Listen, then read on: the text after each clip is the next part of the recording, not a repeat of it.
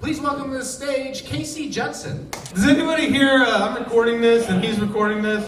Does anybody here hate the sound of their own recorded voice? Yeah! Yeah? You especially? Yeah, me especially! Yes! I like you. You are very loud. Very loud. See him out! No, I asked you a question. It's my bad. But anyway, I was preparing. I was listening to a lot of comedy in my car, and I went through the drive-thru, and then I was playing, and then I asked the lady, I was like, hey, what do you think of this guy? You think he's funny? And she's like, yeah, he's kind of funny. Who is that? And I go, it's me. And she said, that's not you, that guy's funny. And then, I got my Big Mac again, and then I was like, my feelings were hurt, and I drove off, and then I go, wait, she just gave you a compliment. She just basically told you you're funny, you're too stupid to know she complimented you. This sounds like I'm doing bad or something, but I'm actually doing good, because I've been doing comedy 2 years, and I got recognized in an Uber the other day. Yeah, this lady was like, hey, weren't you my Uber driver just the other day? I went to another comedy place, where one thing you don't know about comedy is anytime you're feeling down, you can always go to another comedy place, and you always get love and support from your fellow comedians. So this guy was like, hey, what's up, you old fat white idiot? Did you do bad at your fucking audition? And then I had to think of a zinger back at the guy, I don't want to say his name or anything. That'd be mean, but so I was like, hey man, it kind of hurts my feelings, when you like insult me like that, because I had like abusive mom, and then I internalized a lot of abuse from like shitty friends and like schools and shit. So I don't know if I should let you just say whatever the fuck you want, or I should fucking choke you till you die, or But I was thinking maybe since we're both adults, maybe we could just like you can like roast me, but maybe don't do it every fucking time you see me. Zinger. The abuse started very young.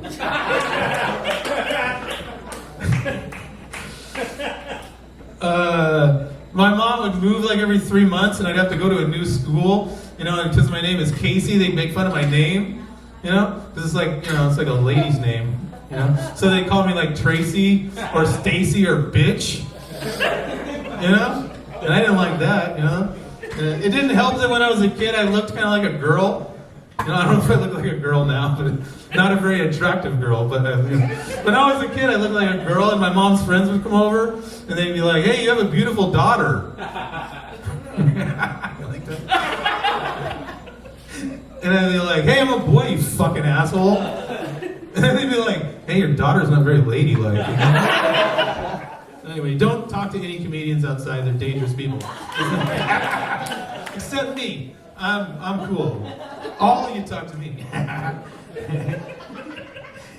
Even the police think I'm shady. The other day I got pulled over on Aurora Avenue, There's nothing shady about that.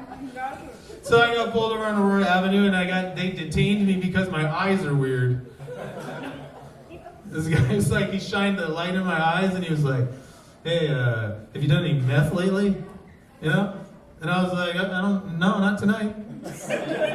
And then they called like another cop. He came, and then he shined the light in my eyes, And then he was like, yeah, his eyes look kind of weird, And I was like, okay, so my eyes look weird. Can I go then? I don't know if that's a crime. I'd be in jail already for just looking weird if that was a crime. I met this lady outside of a comedy club the other day. And she told me she's a bank teller. She's beautiful. She looked like a princess, And she said she was a bank teller, and her other job was that she worked she went online on sugardaddies.com, and she met older guys for sex, for money, and then she said she had to quit because it was starting to make her feel like a hooker. And I was like, hey, I know how you feel. I used to drive for Uber, and it made me feel like a cab driver.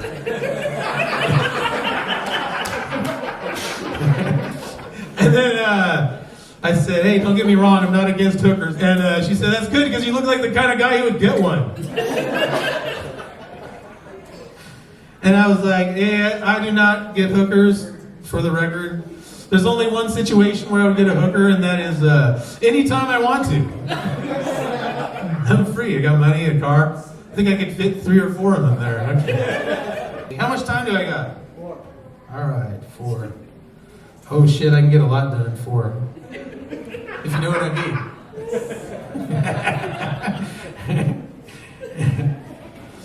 They told me not to do serial killer jokes. They said that people will not like you if you do that. Hey, you know what the worst part of serial killer is? It's besides the murder part. Set that aside. The worst part is that when they're done murdering, they go in like a 7-Eleven and they get like a Snapple, you know, and a pack of American Spirit Blues, you know. Like I have some here, you know. Like a hot dog or whatever. And then they go up to the cashier and they're like, "How are you tonight?" You know? "Just getting a Snapple and a pack of cigarettes. Nothing to see here." I know too much about it. I'm not a serial killer, goddammit.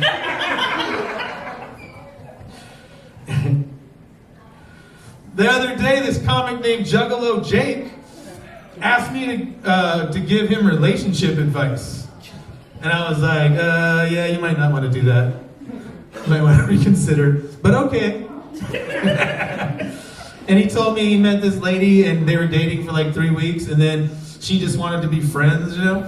And then she started sending him pictures of a guy she met on like a dating app, you know? Like Tinder or whatever. And then he was getting really fucking mad, you know? And then he wouldn't want to upset her, so he didn't tell her, so he's just staying in his apartment and being mad. And I was like, hey, I got just the thing to say to her. It's gonna fix the whole thing. The next pictures he sends you, just go, hey, that guy Jeff there, he looks like a really nice guy, but why are you trying to get him killed? You know? And yourself. Don't ever fucking send me pictures like that ever again. You know? They just look at her like, don't ever send me pictures like that. As long as you live, do you fucking understand me? And then he was like, that sounds angry. Is that gonna work? And I was like, no, I mean, she'll probably never talk to you again. That's usually what happens, but it's better than what you're doing.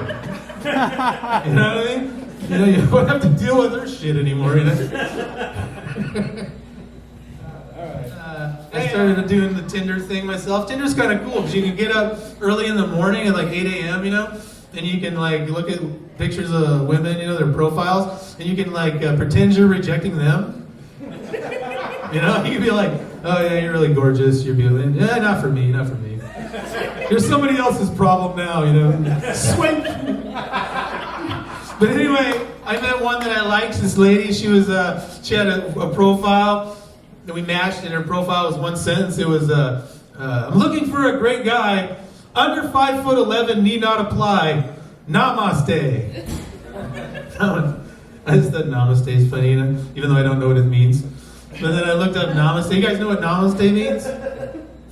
Anyway, it means like, I see God inside of your soul, you know? And then I look at you and then I bow to your soul. You know? Unless you're under 5'11", then you can go fuck yourself. All right, I had a good time. Thanks for coming out.